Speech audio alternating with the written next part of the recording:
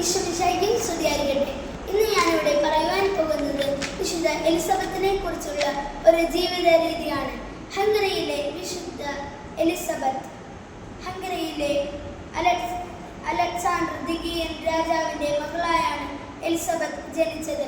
ചെറുപ്പം മുതൽ എലിസബത്ത് ദൈവത്തിൽ ആശ്രയിച്ച് ജീവിക്കുവാൻ പരിശ്രമിച്ചിരുന്നു. എളിമ പ്രവൃത്തിയും ആത്മപരിത്യാഗവും എലിസബത്ത് അഭ്യസിച്ചു പോന്നു. ഇടയ്ക്കിടയ്ക്ക് ദേവാലയത്തിലെത്തി ഓരോ ബലിപീഠത്തിന് മുമ്പിൽ സാഷ്ടാംഗം വീണ് എലിസബത്ത് അപേക്ഷിക്കുമായിരുന്നു. 14-ാം വയസ്സിൽ ജർമ്മനിയിലെ തുരീജിയൻ രാജാവ് ലുഡ്വിഗ് നാലാമനെ എലിസബത്ത് വിവാഹം ചെയ്തു. പണം ദരിദ്രർക്ക് കൊടുക്കുന്ന ഒരു വസ്തുവായാണ് എലിസബത്ത് മനസ്സിലാക്കിയിരുന്നത്. കൊട്ടാരത്തിൽ വരുന്ന ദരിദ്രരെ മാത്രമല്ല, കഷ്ടപ്പെടുന്ന സകലരെയും എലിസബത്ത് ആശ്വസിപ്പിക്കുമായിരുന്നു. കുഷ്ഠരോഗികളുടെ മുറിവുകൾ എലിസബത്ത് കഴുകി വൃത്തിയാക്കുമായിരുന്നു.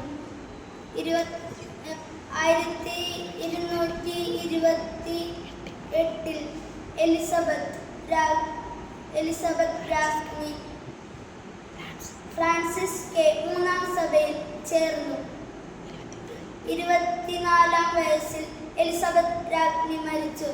എലിസബത്ത് രാജ്ഞി പരോപഹാരങ്ങളുടെയും ഫ്രാൻസിസ് മൂന്നാം സഭയുടെയും റൊട്ടി ഉണ്ടാക്കുന്നവരുടെയും മധ്യസ്ഥയാണ്.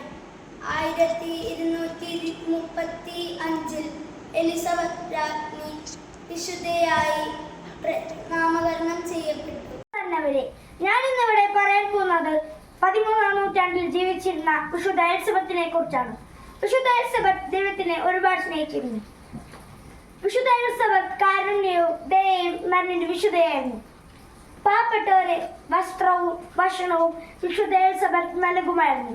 കുഞ്ഞുമക്കളായ നമ്മളോട് വിശുദ്ധ എലിസബത്ത് പാവപ്പെട്ടവരെ സഹായിക്കാനും അവർക്ക് വേണ്ടി പ്രാർത്ഥിക്കാനും ഓർമ്മപ്പെടുത്തുന്നു.